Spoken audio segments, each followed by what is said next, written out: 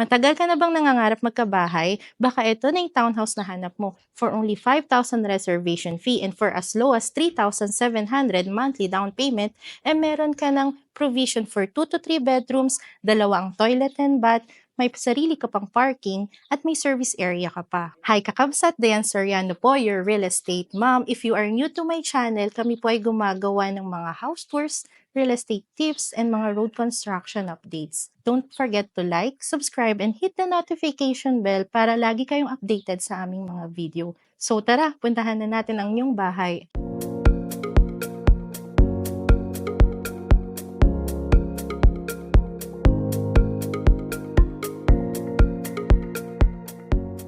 Welcome to your bahay, Townhouse 58. As you can see po, ang inyong exterior ng bahay ay penturado na po. And then, bubungad po sa inyo yung malaki at malawak na parking lot. Dito kasya po ang isang sedan, isang SUV, tatlong motor o di kaya dalawang e-bike. And then, magtitingnan nyo po, yung ating parking lot ay may bubong na po ang kalahati nito. Almost parang buong parking lot po natin is meron na pong bubong. Ibig sabihin po niyan, yung mga sasakyan nyo po o yung motor nyo or yung e-bike nyo is meron na pong bubong. Hindi na po kayo mag-worry kung mababasa po yung sasakyan nyo. And then, pagpasok naman po natin dito, bago tayo pumasok po pala, bubungad po sa inyo yung bintana, na napakalaki po ng bintana. And yung turnover po natin dito is casement window po. Kagandahan naman po sa casement window, yung 100% po ng hangin is papasok po sa loob ng bahay. And even po pag maliwanag po, as long as meron pong araw, yung liwanag diretso po papasok sa bahay. And then, pasok naman po tayo. Ang ating pintuan po ay napakatibay, steel door po siya, at may double lock set na po. Tara. Pagpasok po natin, yung living and dining area natin is open space layout po. Ibig sabihin po niyan, kayo po ang magde-decide kung paano nyo po i-layout yung dining, kitchen, at saka yung living area nyo po. Dito po, ang ginawa po niya, pagpasok po natin, nandito po yung ating living area. And then, meron po tayong display po dito. Pwede natin lagyan dito ng TV. And then yung TV stand. Tapos ito yung ating living area. Ito yung sofa natin. And then dadako naman po tayo dito is yung kanyang dining area and then yung kitchen. Ang kagandahan po dito, pagdating po sa loob, ang ating turnover is bare finish. Ibig sabihin po, ito po ay plain cement finish lang po. Bale, wala po itong mga gamit. And then, plain cement finish din po yung ating mga pader. Ibig sabihin po niyan, kayo po pwedeng makapag-decide kung anong klaseng kulay or kung anong klaseng tiles yung pwede nyo pong ilagay sa floor, and then kung anong klaseng pintura po sa ating wall. So, mas maganda na po yun, ma'am and sir, kasi let's say si developer naglagay po ng tiles and hindi nyo nagustuhan, nakadagdag po yun sa total contract price natin. Pero ito, since bare unit po siya, kayo na po ang makakapag-decide at makakatipid dahil unang ilalagay yung tiles is yun na po talaga yung gusto nyo. So, dako naman po tayo dito sa kitchen area. Sa kitchen area natin, meron na po tayong faucet, and then meron na po tayong stainless sink. Isa lang po ang stainless sink natin, and then ito po ay sementado na. So, hindi kasama yung ating cabinet, and then yung ating tiles. Sementado lang po siya. And then, pagdating po natin dito, ito po yung ating service area. Service area po natin is wood po siya, and then double lock set. Kagandahan naman po kapag end unit po ang makuha natin, meron po tayong extra na window dyan. Extra window po sa bandang kanan or kaliwa. Pero pag inner unit naman po tayo, ang ating bintana ay nasa harap at nasa likod. So, dako naman po tayo dito sa ating comfort room, sa ating toilet and bath. Sa toilet and bath naman po natin is cement finish na rin po siya. Bale, ito po kasi pinapakita ko po sa inyo is yung ating dress-up unit. Bale, dito po ay cement finish na po siya sa floor at saka sa wall. Pero kompleto na po yung ating sink, yung ating toilet bowl at saka yung shower. And then, kagandahan po nito, meron po tayong bintana na po dito. Ang ating bintana po sa CR is jalousie. Ang kagandahan naman po sa jalousie is pag binuksan niyo po to, ay automatic naman na po lahat po ng anything po na init or di kaya yung hindi po kanais-nais sa CR is mailalabas po natin dito. 100% po. Or di kaya pwede nyo pong lagyan po ng exhaust fan. So dito sa ating ground floor area, open space layout siya. Ikaw yung masusunod kung paano mo ili-layout ang living, dining, and kitchen mo. And then dako naman tayo sa ceiling niya. Steel deck po ang kanyang ceiling, and then makikita nyo po dito ang biga at ang poste natin ay sobrang kapal. Ibig sabihin sobrang tibay po ng pagkakagawa at pundasyon po para po sa ating second floor. Punta naman po tayo sa second floor.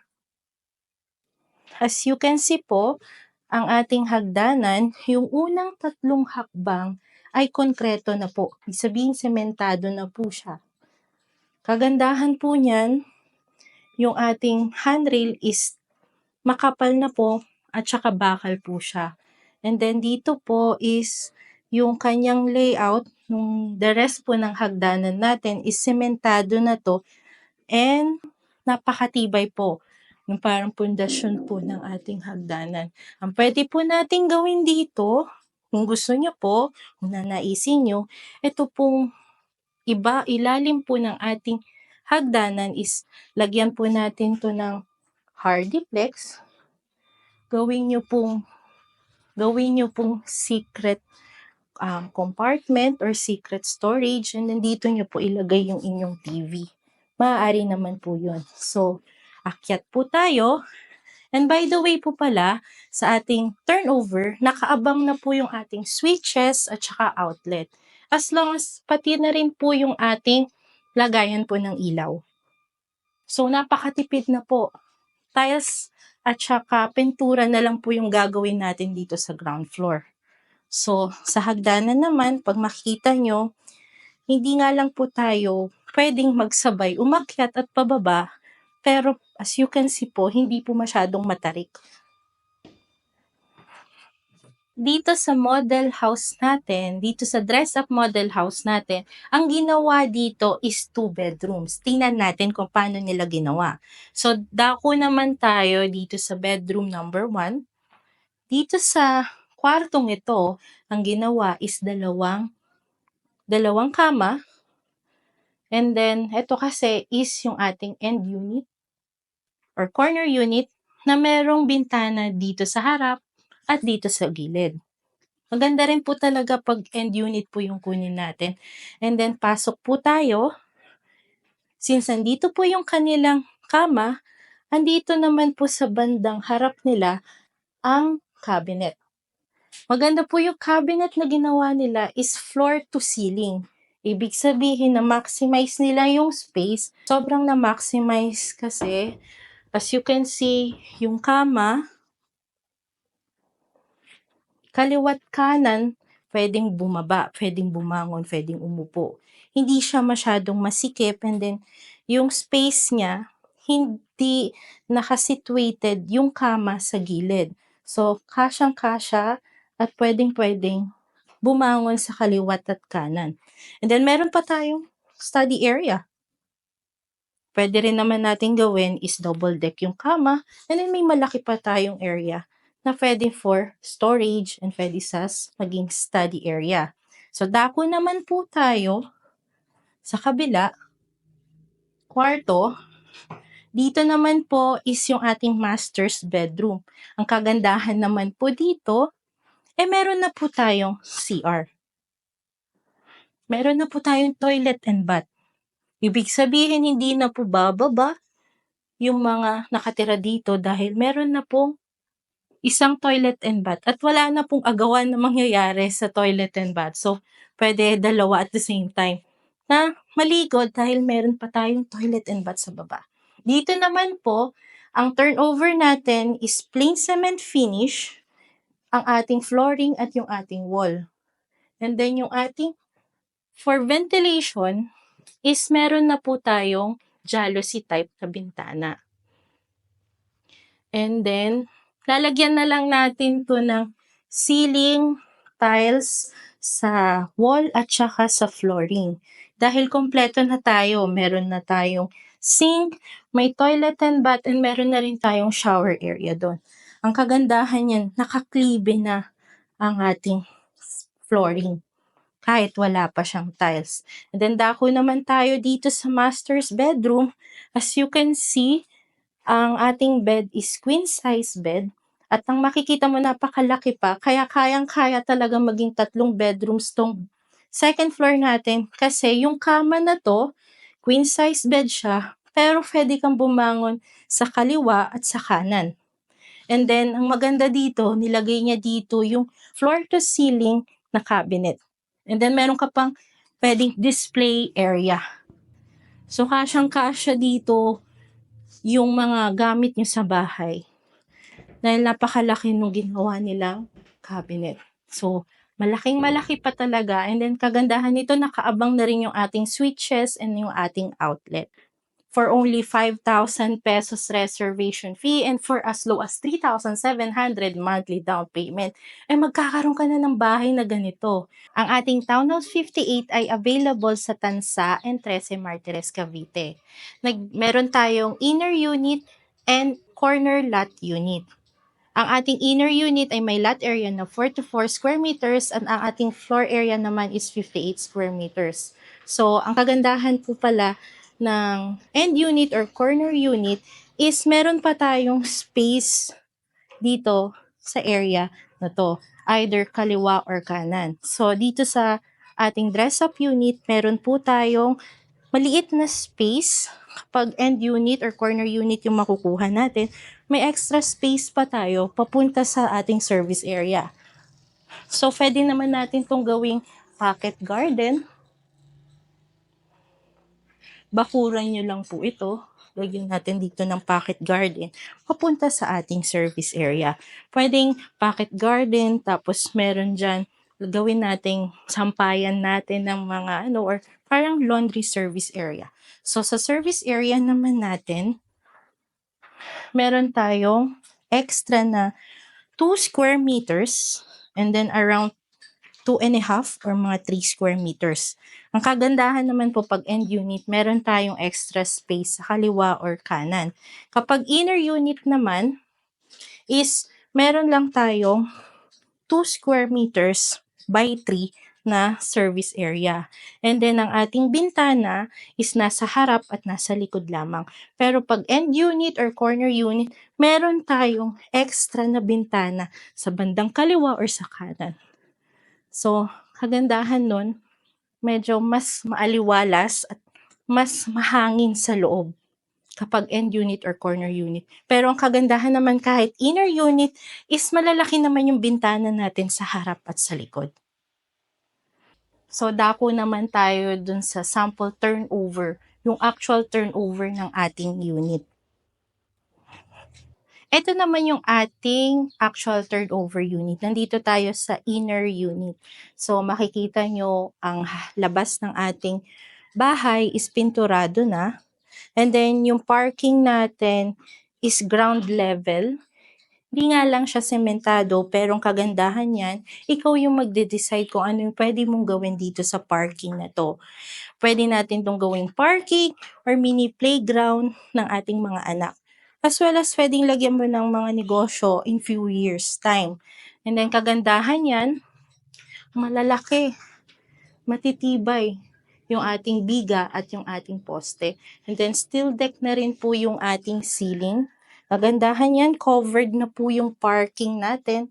And then, ang ating window po sa harap is casement window. Kaya as you can see, pag binuksan mo siya, lahat ng hangin papasok.